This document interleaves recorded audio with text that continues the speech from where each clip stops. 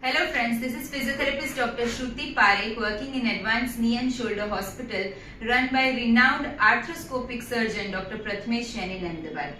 Friends, આજે આપણે review લેવા જઈ રહ્યા છે આનંદભાઈ પટેલનો who has come from America to us from the US. He lives in Florida since 8 years અને એમને bony Bankart lesion on the right side એમને બેન્કાર્ટ લીઝન થયેલું હતું. એમનો ખભો ઉતરી જવાની કમ્પ્લેન સાથે એ આવ્યા હતા.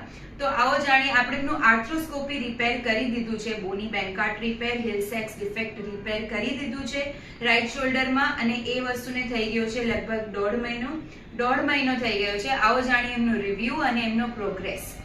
તો આનંદભાઈ, પહેલેથી અમને જણાવો કે ઇન્જરી કેવી રીતે થઈ અને ત્યારે તમે ક્યાં હતા? સો હું આવ્યો તો અહીંયા શોર્ટ ટ્રીપ માટે યુએસ થી India. So I was playing cricket at that time અને મને એકદમ all of a sudden dislocate થઈ ગયો. ઓકે. હા, અને એવું થયું કે આખું 360 ડિગ્રી હું ટર્ન થઈ ગયો. ઓકે. હા, એટલે પછી ઓટોમેટિકલી બેક થઈ ગયું, એડજસ્ટ થઈ ગયું. પણ મને એવું નતું કે I will require surgery. Right.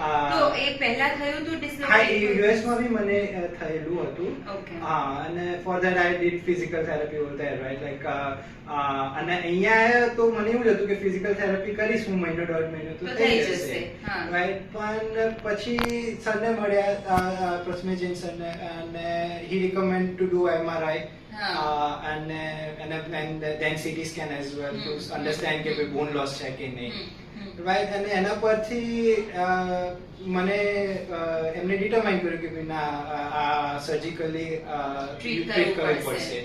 Right, right. તો ડોક્ટર પ્રથમેશ જૈનનો રેફરન્સ તમને કોણે આપ્યો?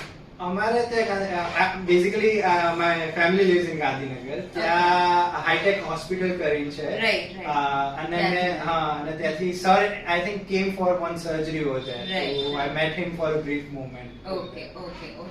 સો ફ્રેન્ડ્સ, ડિસ્લોકેશન જ્યારે રિકરન્ટ થઈ જાય, બહુ બધી વખત જ્યારે શોલ્ડર ડિસ્લોકેટ થઈ જાય છે તો you need to get an MRI done. X-ray વગેરેથી ખબર નથી પડતી અને એમાં જે ઝીલ્લી હોય છે પાછળ તમારા જે શોલ્ડરને પકડી રાખે છે એ ફાટી જાય છે, એના લીધે તમારું શોલ્ડર વારે ઘડીએ ડિસ્લોકેટ થઈ જાય છે. તો તમે સર્જરીની તમને રિક્વાયરમેન્ટ છે એવું કીધા પછી તમે તરત સર્જરી કરાવી દીધી? First it took like I took time to digest, right? કારણ કે કેવું કે surgery it was first time for me, right. એટલે એ moment પહેલા પચાવી થોડી અઘરી પડી, like so I took time અને મેં ખુદનું થોડું રિસર્ચ કર્યું કારણ કે હું ખુદ મેડિકલ ડિવાઇસ ની ફિલ્ડમાં છું. ઓકે. હા, એટલે I make spine implants. એટલે મને થોડો ખ્યાલ હતો કે શું હોય, એટલે મેં did some on my research. અને પછી સરની એપોઇન્ટમેન્ટ લીધી કે ફર્સ્ટ અવેલેબલ એપોઇન્ટમેન્ટ. તમારો કેટલો સ્ટે હતો અહીંયા હોસ્પિટલમાં? I think just one day overnight. One day. Okay. અને હોસ્પિટલ સાથેનો એક્સપીરિયન્સ કેવો હતો? સ્ટાફ સાથેનો experience? No, it was very good experience. Very friendly staff. Always eager to help the patient. I think truly believe in patient care. right. Okay. So હવે એ જણાવી દો કે સર્જરી પછી ફિઝિયોથેરાપીની રિક્વાયરમેન્ટ તમને ક્યારથી પડી અને તમે કેટલી ફિઝિયોથેરાપી ઓલરેડી કરી છે? Yeah, so after surgery I was in sling for 30 days. So my movements were restricted. 30 days પછી મારે movement start થઈ. Initially 15 days I did myself physiotherapy અને પછી મેં 12 days અત્યારે થયા assisted physiotherapy ના. Okay. Under the guidance of a physiotherapist. Okay. So friends, pre operative cases હોય છે ત્યારે ફિઝિયોથેરાપીના મહત્વ કરતા પોસ્ટ ઓપરેટિવ કેસીસમાં ફિઝિયોથેરાપીનું મહત્વ વધારે હોય છે. એક વખત સર્જરી થયા પછી ફિઝિયોથેરાપી એટલું મેન્ડેટરી છે કે અગર તમે ફિઝિયોથેરાપી પર બહુ ધ્યાન નથી આપતા તો પ્રી ઓપ જેવું પાછું લેવલ આવતા વાર નથી લાગતી.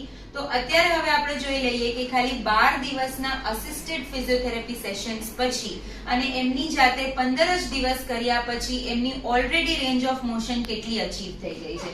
તો એક વખત આનંદભાઈ અમને રેન્જ ઓફ મોશન બતાવી દો. હા, તમારો હાથ ઉપર કરીને બતાવી દો. Yes, great.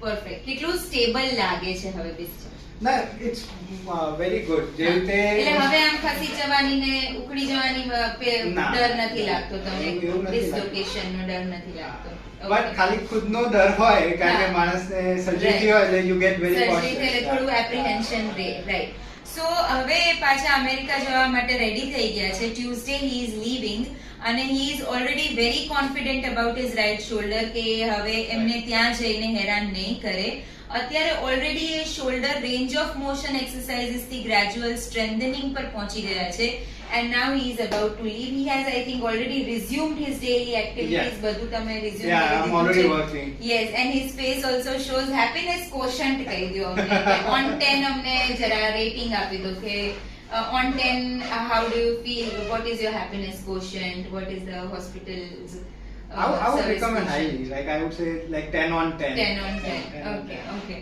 So happiness quotient is 10 on 10. તમે જોયું આનંદભાઈ પટેલની recovery bony Bankart lesion repair 1.5 months જ થયા છે અને કેટલી સારી આવી છે આર્થ્રોસ્કોપી can solve things very easily અને એના માટે બસ થોડું પેશન્સ જોઈએ છે અને થોડું પ્રોપર ગાઈડન્સ જોઈએ છે thank you very much we hope to deliver this kind of services throughout our life